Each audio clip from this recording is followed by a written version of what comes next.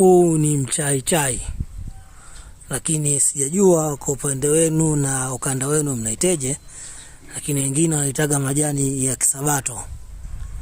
Huu bwana, baada ya kutumia mchaichai kuna vitu nimejifunza binafsi, nikaona nisiwe mchoyo, hebu niwaelekeze na wenzangu na wenyewe wanaweza kaa wanatumia.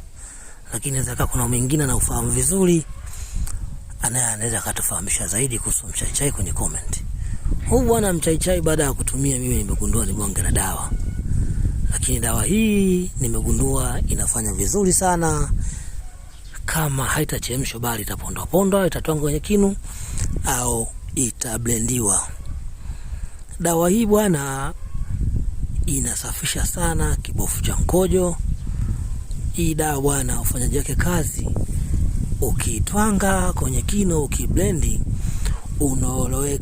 unaloweka kwenye maji muda fulani, alafu yale inakaa na chuja, lakini unaanza kunywa yale maji kutokana na ambao maji umearoweka kuna mchaichai, umearoweka mchaichai, unakuwa unakunywa, unachanganya.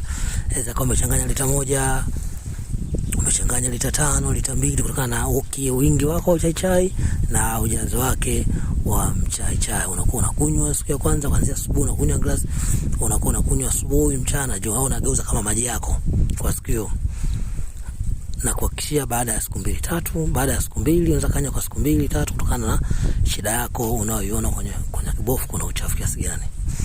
Ukitumia, ukiponda ponda, ukishakuwa kunywa ya maji, ukinywa kwa siku 2-3, unaona kabisa hali imekaa sawa na inakuwa umefanya vizuri. Na ni nzuri sana ukiwa umepanda kwako kwa watoto wa kike, wakiwa kila baada ya muda, ukiona vipi unawatangia au unawablendia, unawaelekea, wanafanya kama maji ya kunywa, wanakunywa. Hii inasaidia kupunguza sana uwezekano wa kupata UTI na inatibu UTI ile ya awali. Kwa naweza kama watu mnajifahamu sana kuliko mimi, lakini pia mkasaidia watu wafahamu zaidi. Asante.